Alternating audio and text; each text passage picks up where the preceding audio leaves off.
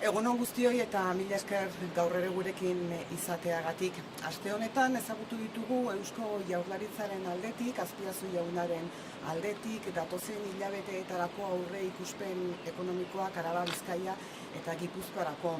Eta oso arduratuta gaudela esan beharra daukagu. Barne produktu gordinaren beherakada 8%, 78.000 langabetu gehiago eta dirubilketan 18%ko beherakada.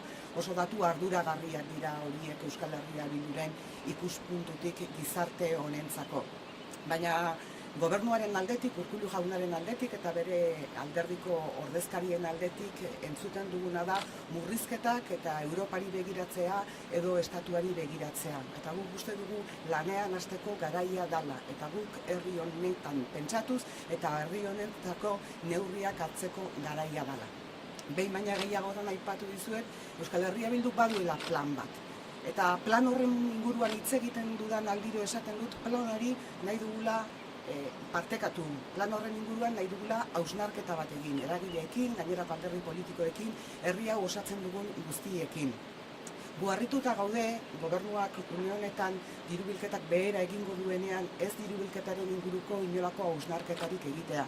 Eta guk plan horretan, besteak beste, aldarrikatzen dugu badauzkagula erraminta soberanoak, erraminta fiskal soberanoak eta horiek erabili egin behar ditugula. Premiazkoa dela fiskalidadearen aldaketa bat, justuagoa, berdintzaileagoa izateko fiskalidade berdearen inguruan hausnarketa bat egitea beharrezkoa dela. Baina hori ez da goizetik gauera egiten dan gauza bat. Eta horregatik Euskal Herria Bilduk COVID tasa aipatu izan du berehalako erantzun bat emateko. Berehalako erantzun bat eta amaiera bat izango luken COVID tasa aipatu izan du. COVID tasa horrek erantzunko luke eta eskatuko luke gehien dutenek gehien ematea. Eta horrela begiratzen diogu sozietate zergari edo begiratzen diogu ondare handien zergari. Eta beti ere bakoitzak duenaren arabera. Adibidez, sozietate zergaren inguruan esaten dugu, aurreko ejertzizioko emaitzak 10%ean gehitu balin badira, mozkinak, benefizioak 10%ean gehitu balin badira, hortik aurrera astea tasa horren inguruan hitz egiten. Guk egindako azterketaren inguruan esan genezake, COVID tasa hori aplikatu ezkero urtean 300 edo 350 milioi gehiago eskuratzeko moduan egongo ginatekela. Beti ere momentu honetarako eta beti ere tasa finalista bat izango litzatekeelarik ondoren gure sistema fiskala aldatzea lekarken hausnarketa bat egin eta hori burutu ahal izateko. Beste alde batetik gaur hemen gaude Izurtzako biadukto honen azpian hemendik abiadura handiko trena pasatzea nahi da.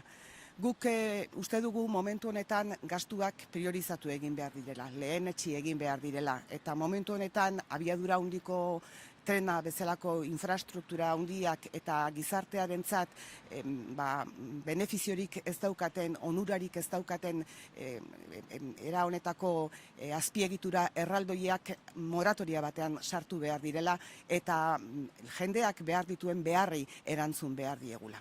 Horren azterketa eginda gero ere, pentsatzen dugu €1.000.000 jasotzeko modua izango genukeela hori horrela egin ezkero. Azkeneko egun hauetan zorpetzeaz ere hitz egin da, eta Euskal Herria Bildu ere ados dago zorpetzearekin. Behar dan guztia zorpetzearekin gainera, baina uste dugu zentzu honetan ere hausnarketa bat egin behar dugula herri bezala. Zertan zorpetu nahi dugun, zertarako zorpetu nahi dugun. Izan ere zorpetzeak ez baitu bakarrik gugan eragina. Datozen belaunaldietan izango baitu eragina guk gaur egiten dugun zorrak.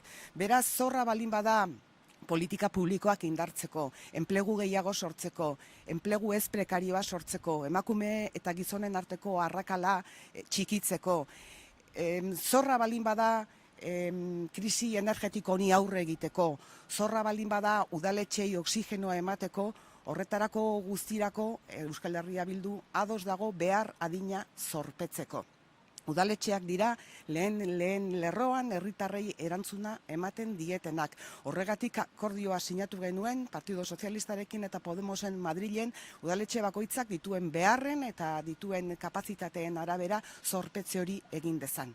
Gauza bera esan genezake Europako fondoen inguruan ere, guk hausnarketa bera egiten dugu. Etorriko den diru horren inguruan, uste dugu herri bezala hartu behar ditugula erabakiak diru hori nola erabili eta gainera, orain ere ikusten dela zer garrantzitsua izango den estatu izatea, baina gutxienez guk eta hemendik kudeatu beharko ditugula edo kudeatu beharko genituzkela Europatik etorriko diren fondo hoiek, funts hoiek. Oso garrantzitsua iruditzen zaigu herri bezala erabaki ahal izatea zer egin behar dugun eta zertarako bideratu nahi ditugun funts hoiek etorkizunean herri bezala herri honetako emakume eta gizon guztiei erantzuna emateko. Egun hauetan, behin baina gehiagotan esan dut, arratseko 8etan txalo egitera atera garela. Txaloak, bai, baina txaloak orain politika publiko indartsun bilakatu behar ditugula, bazterrean gerta ez dadin herri honetako emakume eta gizon bakar bat ere. Decía que esta semana hemos podido saber por el gobierno vasco las previsiones económicas para los próximos meses de Álava, Vizcaya y Guipúzcoa. Nos las contaba el consejero Azpiazu. Y son unas previsiones que nos preocupan profundamente.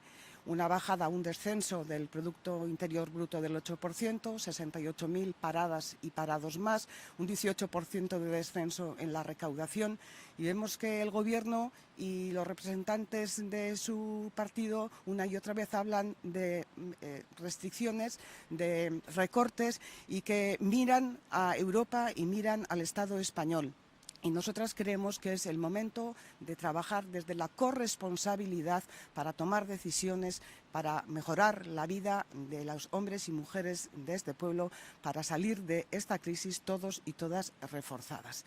Es por eso que no entendemos en ocasiones cómo, viendo que la recaudación va a caer en un 18%, el propio Gobierno no toma medidas para que esto pueda cambiar. Euskal Herria Bildu tiene un plan y lo hemos puesto encima de la mesa en más de una ocasión, y siempre que lo hemos puesto encima de la mesa he querido recalcar que ese plan es un plan que a nosotras nos gustaría que pudiésemos compartirlo, que pudiésemos discutirlo, que pudiésemos reflexionar en torno a ese plan.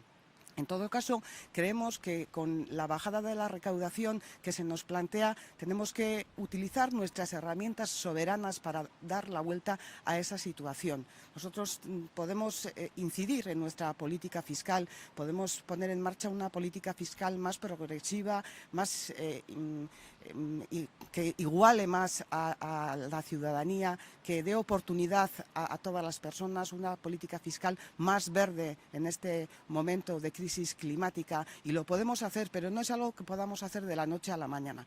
Por eso Euskal Herria Bildu ha hablado de la tasa COVID, una tasa momentánea, finalista, que gravaría las franjas más altas del IRPF, el impuesto de sociedades y el impuesto de grandes fortunas, siempre desde unos parámetros que consideramos que son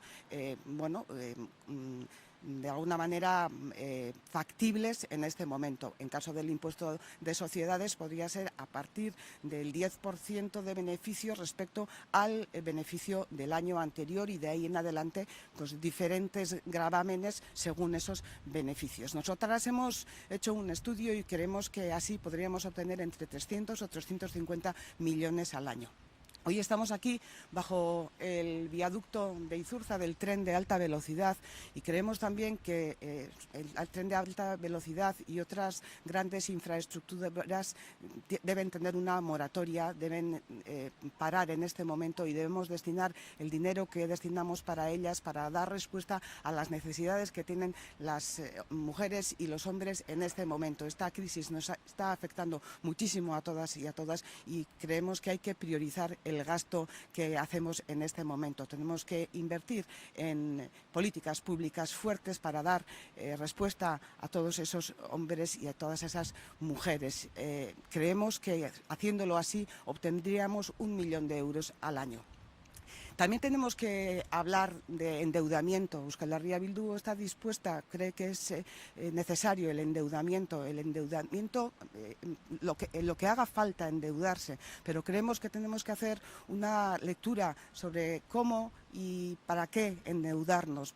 ¿A qué tenemos que dar respuesta con ese endeudamiento? No es algo que nos concierne únicamente a nosotras y a nosotros en este momento, es un endeudamiento que concernirá también a otras generaciones y en este sentido creemos que tenemos que hacer una reflexión como país al respecto. Si el endeudamiento es para hacer políticas públicas fuertes, adelante. Si el endeudamiento es para más y mejor empleo, adelante. Si el endeudamiento es para hacer frente a la crisis climática, adelante. Si es para dar oxígeno a los ayuntamientos, adelante. Es por eso que hemos firmado un pacto con el Partido Socialista y Podemos en Madrid para que los ayuntamientos se puedan endeudar según sus capacidades. Si es para eso, adelante el endeudamiento, pero en todo caso debería ser después de hacer una reflexión sobre lo que necesitamos como país. Lo mismo ocurre con los fondos europeos, que creemos, ya lo dijimos hace 10 o 15 días, que creemos que tenemos que ser capaces de gestionarlos desde aquí para dar respuesta a las necesidades de los hombres y mujeres de aquí. Creemos que tenemos que hacer también una reflexión sobre cómo gastar esos fondos y tenemos que ser capaces de gestionarlos nosotros y nosotras desde aquí. Siempre lo digo, durante la pandemia hemos salido a las 8 de la tarde a aplaudir. Hemos salido a aplaudir por el trabajo que tantas y tantos profesionales han hecho durante todos estos días tan difíciles. Esta pandemia no ha acabado. Todavía tenemos brotes que tenemos que atender con cautela y que tenemos que mirar con cautela. En todo caso, pongámonos a trabajar ahora mismo, pongámonos a dar respuestas sobre lo que necesita este país para tener políticas públicas más fuertes, una sanidad más fuerte, una educación más fuerte, una política industrial más fuerte, más y mejor empleo. En definitiva, para dar respuesta a las necesidades de los hombres y mujeres de este país. Eskerrik asko guztioi.